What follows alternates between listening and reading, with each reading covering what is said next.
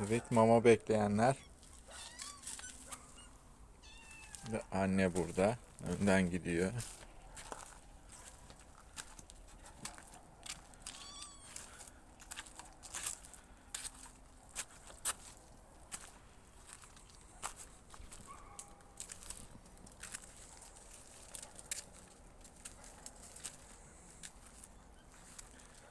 Şimdi kapatıyorum.